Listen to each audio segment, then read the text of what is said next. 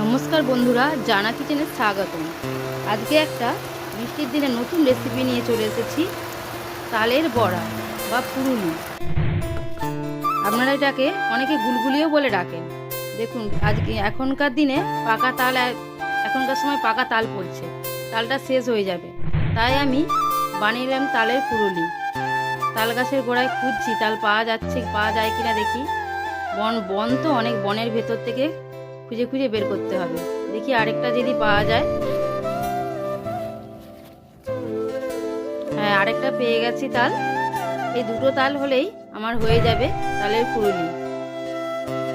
তালটাকে আমাকে কাতটা বের করে নিতে হবে। কাতটা বের করার আগে আমাকে তালটাকে ভালো করে তালের খোলাগুলোকে ছাড়িয়ে নিতে হবে।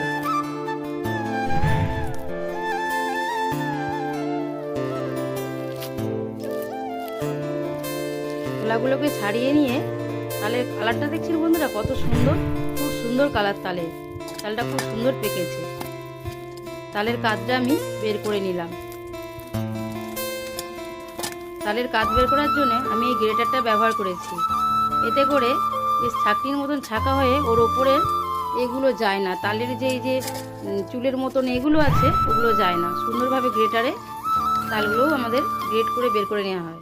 তালের কাতটা আমার বেরিয়ে গেছে, দেখুন বন্ধুরা কতটা হয়েছে আমার। এই কাতটা হলে আমার হয়ে যাবে রেডি আমার তাল ছোড়া। এরপর নারকোলটা কুড়িয়ে নেব। সুন্দরভাবে নারকোলটা কুড়িয়েছে, নারকোলটা কুড়িয়ে নেব। কুড়িয়ে নিয়ে আমি রেডি করে নেব তালের পুরুলির জন্য উপকরণগুলো।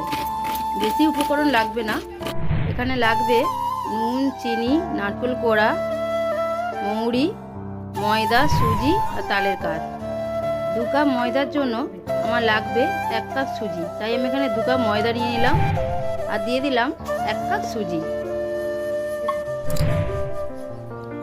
পরিমাণ মতো নুন দিলাম। আর এই তালের পুরিটা যেহেতু মিষ্টি মিষ্টি হয় তাই চিনিটা একটু বেশিই দিলাম। নারকেল কোড়া দিয়ে দিলাম। নারকেলটা মুখে পড়লে খাওয়ার সময় বেশ ভালো লাগে। স্বাদের জন্য মৌরিটা দিয়ে দিলাম, মৌরির গন্ধটা খুব ভালো আসে। তালের কাতরাও দিয়ে দিলাম।